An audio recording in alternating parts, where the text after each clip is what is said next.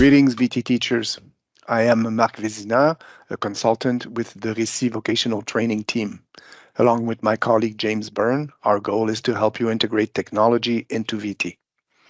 This video, focusing on the display of the 2024 Teams video window, is a part of a series about using Teams meetings for online education. For the purpose of this recording, I will play the role of the only two participants in the meeting. If we had other participants, they would be displayed in the area where you see MV over the gray circle. What my camera captures is the rectangle in the lower right. Our screen during class will look more like this, but the features will be the same. Let's take a tour. In what Microsoft calls the new Teams, all buttons and icons are now at the top. Starting from the left, this shield gives us access to the information about the encryption of the meeting. Moving towards the right, the pop-up button will appear only when a participant shares their screen. It allows us to open the shared screen into a separate window that we can resize to our liking. This icon makes the chat column appear or disappear. The People's icon will display or hide the list of participants.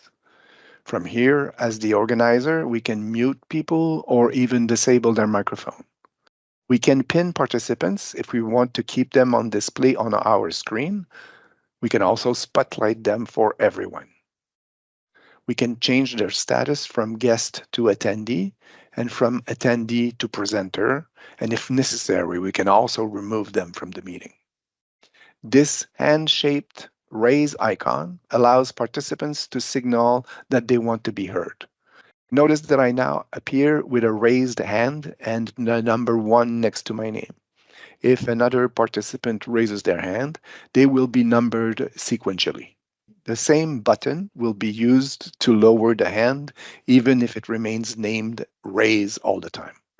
Teams will automatically offer the participants to lower their hand after they have stopped speaking.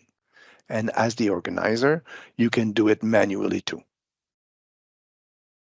The next icon allows participants to show their reaction by using emojis. The view icon shows the participants' display options. Gallery mode is the default. Speaker focuses on the camera of each participant as they speak. Together mode puts everyone in a static virtual space. 10 people with cameras on are needed to have access to the large gallery view. Focus on content changes the display on our screen by putting priority on the shared content. If we open more options, we can switch the display of participants back and forth from the right to the top. We can also turn full screen display on or off. The room icon allows us to send participants to breakout rooms, either manually or randomly. We will explore how to do it in another video. Under the More Ellipses menu, we will launch or stop recordings. This will also be looked into in another video. Meeting info brings back the invitation information. Audio settings allows us to select the speakers and microphones to use during the meeting. I definitely recommend using a good device to cast a good sound quality, avoid echoing the room's sounds, and support the concentration capacity of students.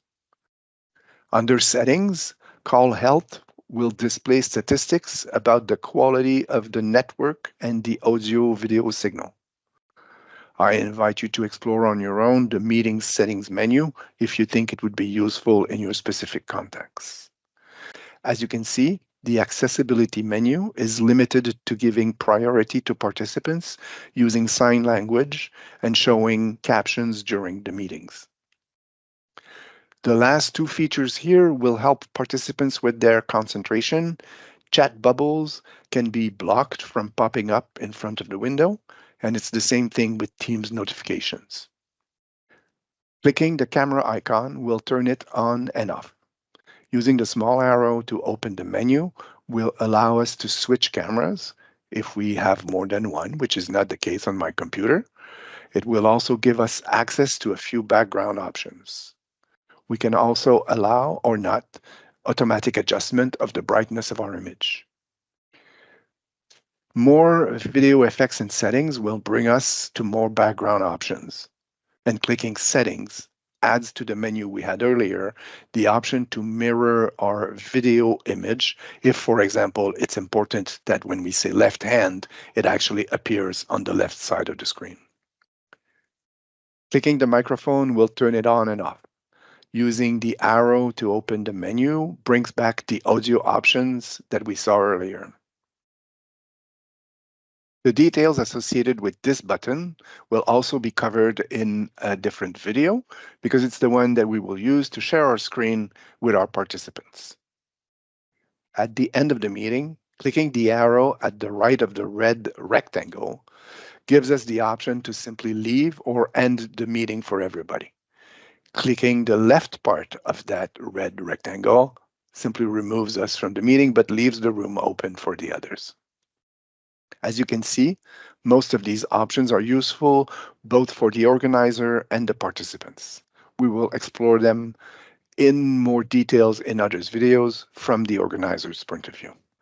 To check out the full list of topics covered in this series of videos, in the address bar of your browser, just type the bit.ly address shown above in capital letters TM4T, as in Teams Meetings for Teachers.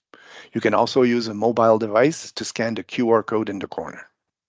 From that web page, you can easily email me or my colleague James if you have any questions about these videos, if you think a topic is missing, or if you have tips of your own to share about Teams meetings. I hope this video was helpful, and I thank you for watching.